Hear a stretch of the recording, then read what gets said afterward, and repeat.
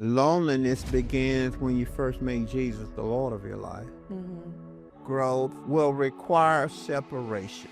Do they still want or feel comfortable being with you, Mhm. even though you have changed certain things that you want to do? I'm talking about to manage the separation properly. Because if you don't manage it properly, you start looking down on On people other people. and you start judging people Right. that you lose. God will replace it somewhere down the line with somebody else. That's good. I just believe that. That's good.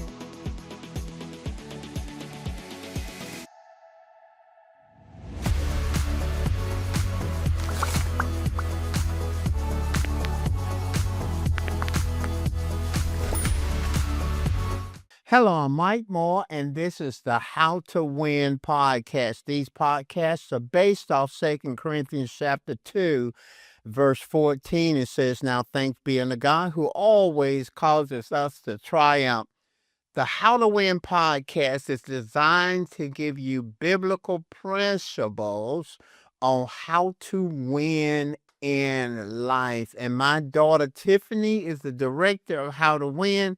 She's here with us and she select all these. If you're enjoying these podcasts, it's her fault because she's picking these subjects, and we have another powerful subject today entitled The Loneliness That Mhm. Comes with Growth. How you come up with all these subjects? Yeah, that's just the Lord and the Holy Spirit and a little bit of Chat GPT.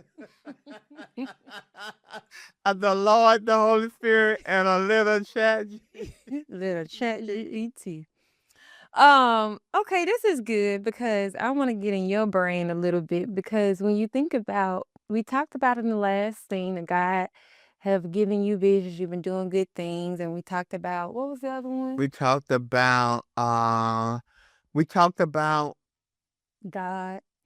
God directing interrupting our Yeah, plan. interrupting your plans. Okay, so I wanted to ask you.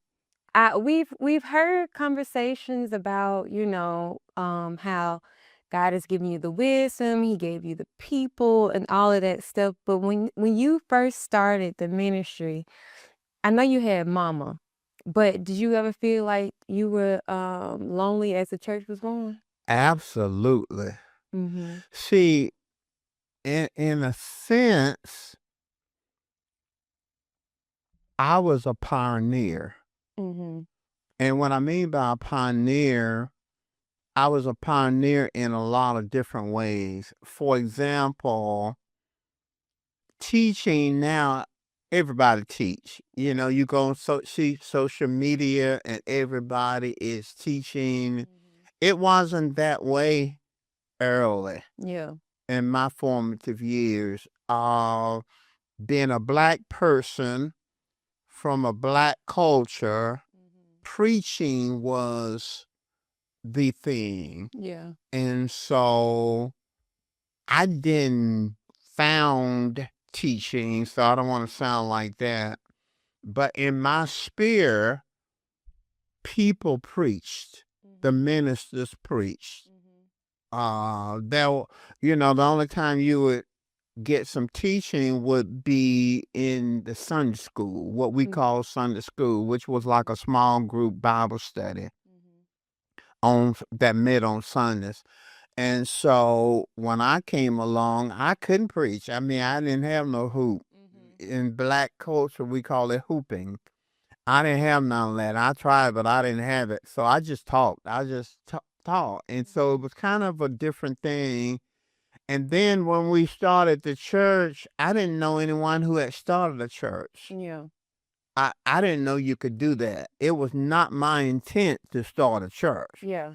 Um, so in a sense, I was kind of like a pioneer. Mhm. There was no social media, very little teaching. And so, yeah, you felt lonely. And then I had a vision that I had to walk out for a season till people caught it. Mhm. What you mean? Well, usually when God gives you a vision, he gave it to you. He didn't give it to everybody else. He gave it to you. Now, it's your responsibility to make it clear and communicate it to others Yeah. so they can run with it. But initially, sometimes you have to walk in something by yourself. Yeah. Even my wife, P, even though she loved me, she didn't understand what we were doing.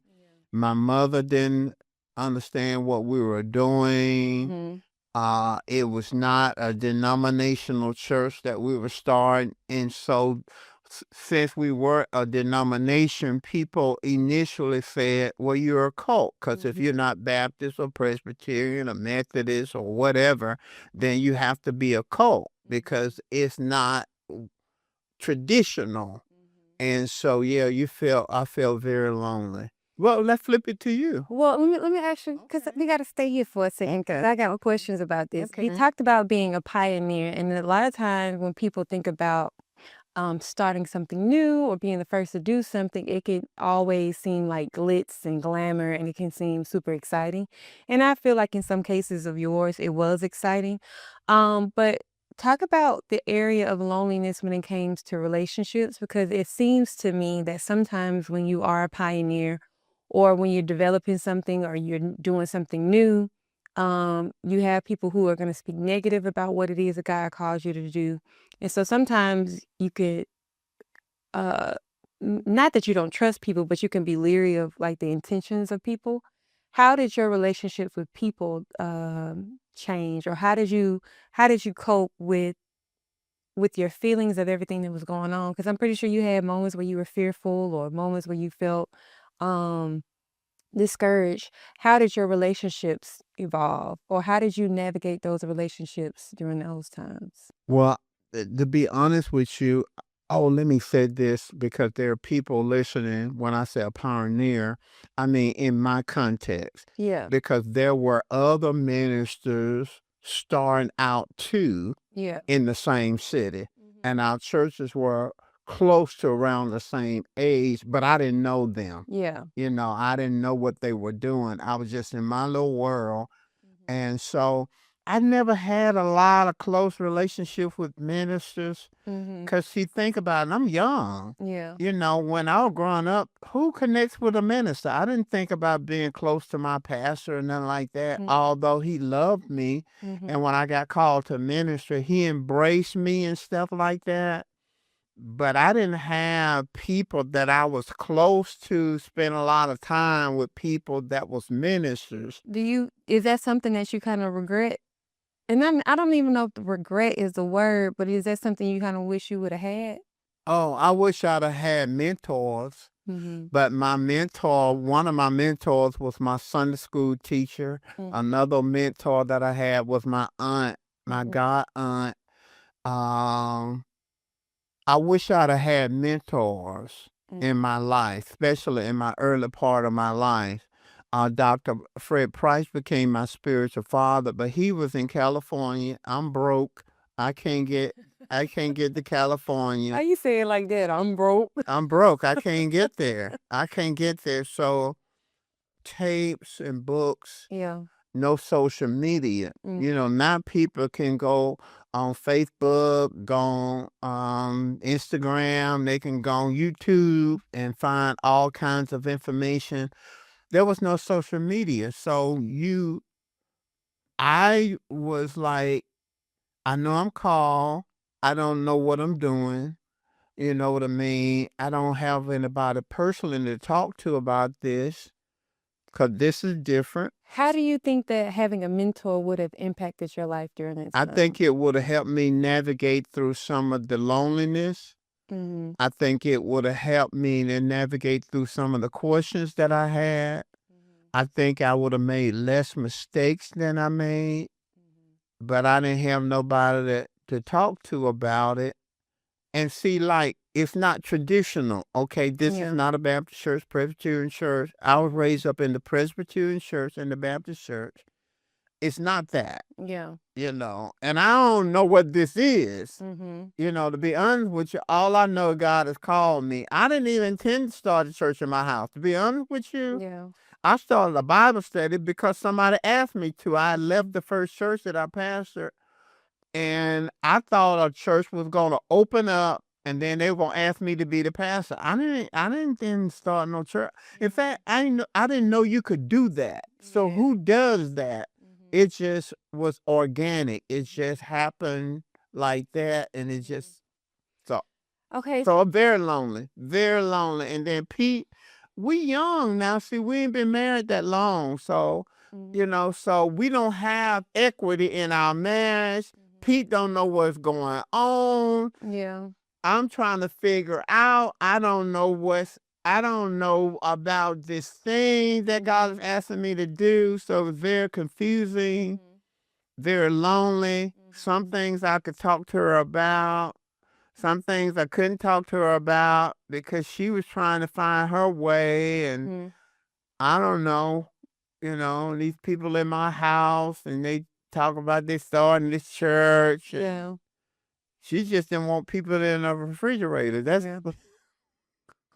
Yeah. It was extremely lonely. Okay, so for the person who is watching and let's say they're starting off a new business, because me personally, like when I think about my own business more to help, there are some times where I'm having to write grants so that I can get grants for my business, or trying to write proposals and different things like that. So there can be a period of time where I may not be able to be around my friends or do events and stuff like that like I want to.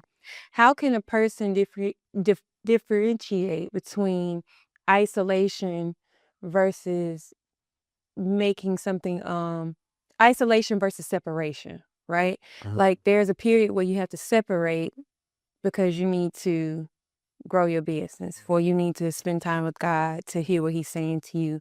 But then there could be an isolation where you can kind of lean in towards isolation, but call it separation. I want to answer the question, but I want to go back further than just starting a business. I think loneliness begins when you first make Jesus the Lord of your life. Mm-hmm. If you are, let's say you first get saved, because my loneliness didn't start with church. My loneliness start with getting saved. Because when you get saved, you're called to a new life, Mm-hmm. a new way of living, a new lordship over your life. Mm-hmm. And that can be extremely, it's, it manifests in what you're talking about in your business. Mm-hmm. But the moment you receive Jesus Christ, and I'm talking about genuinely born again, your whole life shifts. Friends, routines, habits, Mm-hmm. traditions. It's a lot of change that go in receiving Christ. Yeah. So I like to go back there Mm-hmm. because when I received Christ, man, I was partying, I was hanging out, Pete and I was dating, Mm-hmm. and it was a lot going on, Mm-hmm. and it was what everybody does, you know. As a person grows in their spiritual walk with God, or because I've seen people on social media talk about how they've grown in their spiritual walk with God, and people are thinking that like, oh, you too holy now, or you too spiritual now. Um, how does someone navigate that part of it? Because to a person who may not understand, it can seem like you're just overly spiritual or something like that. How can you navigate that part of life? Okay. I think there's a tension and a balance to me. Okay. First, you. Mhm. It, everything begins with you. Mhm. Uh Realizing, and I discovered this even in law school, realizing growth requires change. Mhm. That's the bottom line on it. Mhm. You cannot grow and stay the same. Yeah. And the unfortunate part of it, any level of growth will require separation. Mhm. And it requires separation not because you want to, sometimes you have to. Yeah. Because, and I'm talking holistic in general, anytime you come into a new experience and you want to grow in that, everybody doesn't want to. Yeah. Whether it's getting born again, whether it's walking out your call, it's inevitable that separation is a part of that because you are changing. Mhm. You are changing. For example, I went back to college for a homecoming. Uh-huh. Okay, they called me Buddha when I was at the last college that I went. I had all these nicknames. In one college, they called me Fly. Why they call you They, Buddha? huh? Why they call you Buddha? Well, at one college they called me Kate. And the guy started calling me Kate because I had a sweet jumper. You know what I mean? Oh I Lord. had a sweet hour. He called me Kate. Well, when I went to Berea, the last college that I graduated from, they called me Buddha. Uh-huh. I don't even know how that I started. thought you was Zen or something. Why? I guess. I was a student. Okay. I was an academic person. I was common, I played ball and hung out, went to parties, stuff like that. Mhm. But I don't know, they just started calling me Buddha. That's Like I guess they thought I was a wise person. okay. So when I went back to campus, I had gotten saved. This was years. I got saved and I saw this girl and she said, Buddha. That's what he said, Buddha. And she said, I'm gonna start calling you Buddha if and I see you. she said, we got this party going on. And she was inviting me to the party. And I said, well, I said, I don't really do that anymore. And this what she did. She looked at me. She said, like, Buddha. She looked at me like, I know you. Listen. She said, Buddha. I mean, it was like she didn't even believe it when I said Right, she like you did lied. not believe. Because I used to love the party, man. I used to like. I mean, I just like to dance and party and stuff and hang out and That's stuff. funny. And so that whole thing, Mhm. she saw me with from who I used to be. That's why she said, "Hey, Buddha." She was so glad to see me. I was glad to see her too, cause see, my feelings for her didn't change. Yeah. We hug and stuff like that. Good to see you. You know what's going on. Mhm. But see, now I've changed. I received Christ, so there were some priorities, some adjustments that I had to make Mhm. if I'm gonna grow in this. Now, Yeah. there are bad people get saved and they look basically the same, act same, do the same, and But I always wanted to grow. Mhm. I wanted to grow, and so I had to make some adjustments in it, and that was with friends. Mhm. Because see, think about it.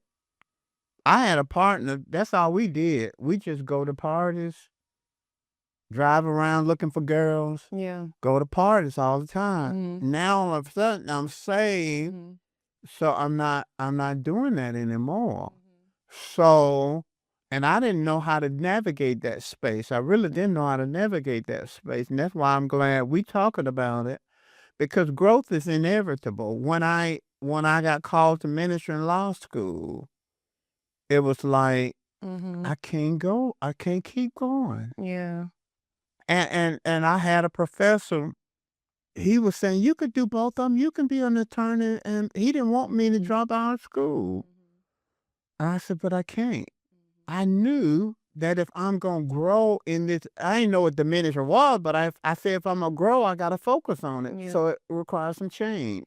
When I think about, cause I think those things, like, when it comes to your walk with Christ, when it comes to careers, those are things that can kinda come to mind, but as you were talking, I even think of growth in the area of character. We talked a little bit about it in the last, episode.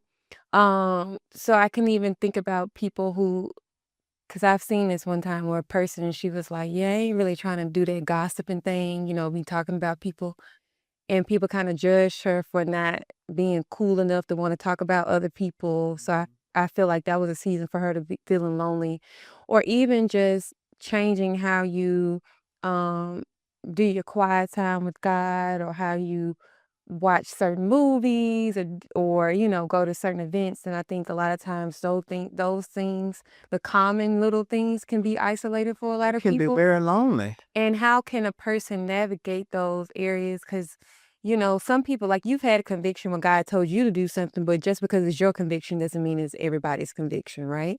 So if a person have a conviction to stop watching certain movies, they may not have felt like God told them to do that, so they don't see a problem with doing it.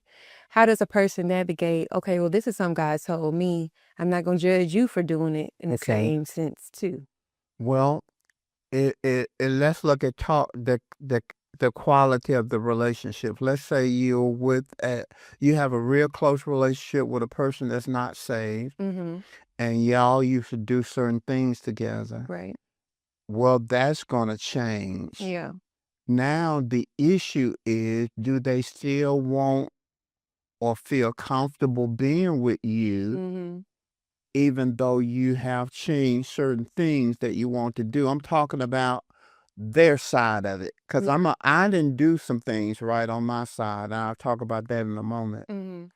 But it doesn't mean you got to cut off the relationship. Even with an unsaved person, Mhm. you may cut off activities, you may cut off certain things that you used to do together, but it doesn't necessarily mean Mhm. you have to cut off the person. Yeah. It may be that the person no longer want to connect with you. Here's the reason why loneliness is is just a part of the territory. It's not something you change. Mhm. The person didn't change. Yeah. You change. And then everybody, you can't share your destiny journey with everybody. Yeah. What God is calling you to Mhm. may not be shared with other people. Most of the time, it won't be. Mhm. Most of the time, it won't be shared. Yeah. So now all of a sudden, you're headed one direction, they're headed another direction. Mhm. There's going to be a separation, and some of it is inevitable. Yeah. It's not some you did something wrong or whatever. It's just that when people go separate ways, there's going to be a loneliness, Yeah. because if you were in this group or this crowd, but not in, now you're not, there's something has to form over here. Mhm. Now, what you mentioned was sometimes you got Christians, they have a conviction Mhm. that's different from yours. Right. What I would say to that person, don't try, and this be both can be saved. Don't try to make your conviction be the other person's conviction. Let's Mhm. say you decide I can't watch certain kind of movies anymore. Mhm. Okay. Well, don't say you should watch those. Now you're trying to take your conviction Right. and make it to somebody else. Let's say you decide I'm not going to drink anymore. Mhm. Well, you always drink wine together. Mhm. Don't say, oh, you shouldn't be drinking wine. Mhm. That's where we may have the problem. Yeah. And sometimes you can coexist. This person got a conviction, they can watch anything at movies, scary movies, sex movies, whatever. Then you have to decide, okay, what can we do together? But that's not something we can do together. Right. But there may still be some things you can enjoy doing with the person. Yeah. For the person who it is a lonely season. Like the person, like you said, they said, hey, this is my conviction, or this is what I feel like God is telling me to do. And it is lonely. How would you encourage that person to where it's a season of loneliness? How can they develop or grow in their walk with God when it comes to the loneliness season? They accept the fact and don't guilt trip. There's some things that they have to do initially. Sometimes when we are making that separation, and you know it's inevitable, and sometimes, okay, let me shift for a second. You have to manage the separation properly. Because if you don't manage it properly, you start looking down on On people other people. and you start judging people. Right.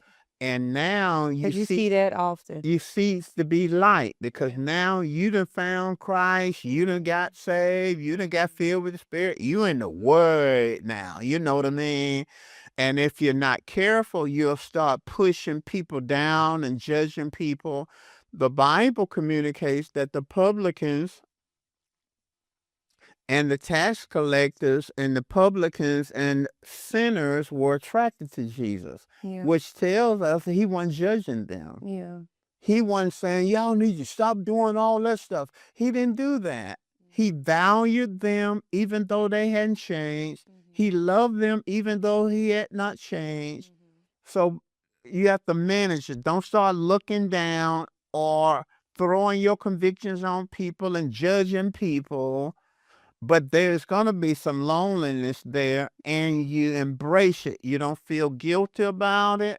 You don't feel like you did something wrong because you want the relationship. It just can't be the same. And then some people are going to drift away. Yeah. That's just inevitable. Some people say, I can't deal with that. They're going to drift away. Don't feel guilty about that. And I just believe anything that you lose, God will replace it somewhere down the line with somebody else. That's good. I just believe that. That's good.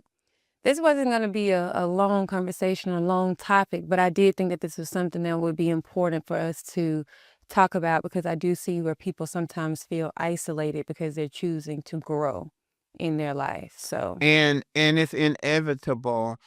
Loneliness, that initial loneliness is inevitable because you're growing and the other person might choose not to grow. yeah, You're being led in a direction the other person may not even fit that new direction you're going in. So don't feel guilty because relationships are not the same. that's Now, good. depending on how you respond and how you love people and not judge them, you can still have a connection with people, yet it's not the same kind of relationship, Yeah. but it is a relationship. For example, what if you marry and one is growing and the other said, I want to do nothing to do with that. Got a whole new topic right there. That's a whole different Think about it. discussion right there. Okay, I want to walk with the Lord. I'm learning this. Yeah. I don't want to do that church thing. Yeah. But you married. I don't think you just go out and get a divorce. I think you have to love that person and value that person the way they were because you married them a certain way. You know what I mean? And so you treat them, you love them, you care for them, Yeah. but there's going to be some division there. I mean, you got to keep growing with the Lord. And if you love them, maybe, but they still have to choose, maybe they will be impressed with the fact that you don't judge them, you love them, you treat them the same. Maybe that could be a topic of discussion. What do you do when you are changing but your spouse don't want to? I think that would be a good subject. Well, we want to thank you guys so much for joining us for the How to Win podcast. We hope that these lessons and teachings are helpful to you. Let us know some of the one thing that you learned from this conversation and any other topics or conversations that you would be interested And then in. put it in the chat. What did God say to you? And maybe you want some further discussion. If you put it in the chat, Tiffany sometimes will take things that people say, and then we talk about it. Yeah. So let us know what you're feeling, what you're learning, what you're experiencing, and put it in the chat, and Tiffany will. Yeah, I'll get you. Well, thank you guys so much. We hope you all have a good rest of your day, and we will see you all next time.